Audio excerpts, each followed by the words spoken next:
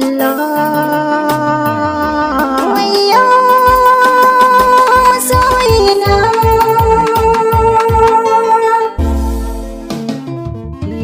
rabuwar masoya da zafi kar da ki bar ni zo ya kitawa hannu na zo ki kama ki tafi da ni birnin masoya. Rabuwar masoya da zafi kar da ka bar ni zo ya kanawa hannu na zo ka kama ka tafi da ni birnin masoya.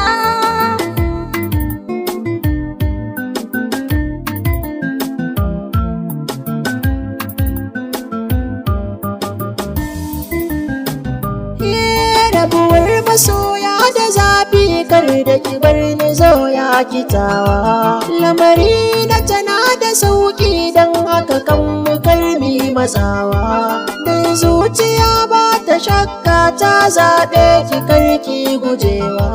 baya sun karki juya ki rike ni kar na yi macewa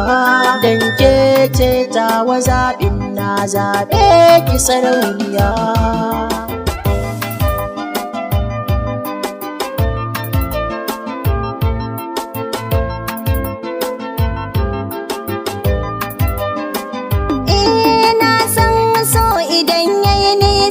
ciki nasa ba mugunta sannan kuma zuciyata za ta rike ka zo ya ka auta domin ni ce a ranka za ka rike ni ba ka karanta dabbobi ne a daji shi kuma nama na akwata ni kai ne na zaɓin kuma a gare ka ban juya baya.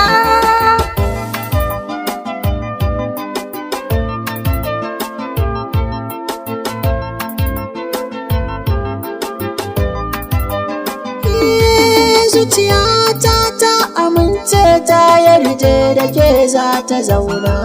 domin kuwa gaskiya da riko na amana ke ƙara ƙauna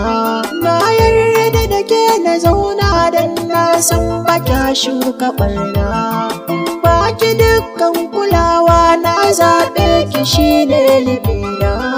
tsakanina da Allah zanar ke ki san bandariya.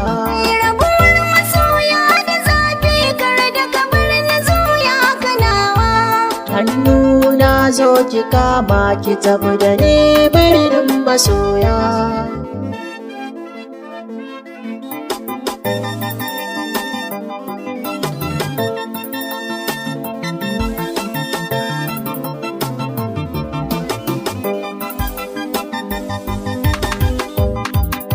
Yau na shiga layin soyayya abin mai sai ya shirya auren mu da ke shi ne niyya. san da muna ƙaunar juna kowa ya shaida haka ne na soyayya soyayya sai ne da rana. Ni dai na san a raina kai ne nawa zaɓin masoyi in har aka ce na nuna ka san kai ne ba ni shayi har can cikin zuciyata na gamsu kai ke ta yayi sanadin zamana da kai ne shi yasa ni ma na koyi soyayya ga adala shi ke kara shauƙin masoya.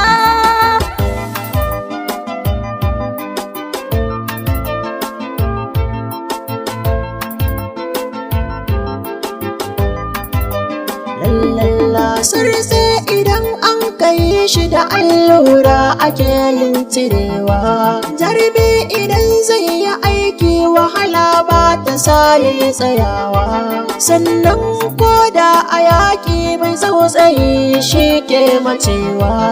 in har rai ma ya ɓaci wannan ma yana sa sikewa jurewa yawo a daji wannan ɗin sai makiyaya.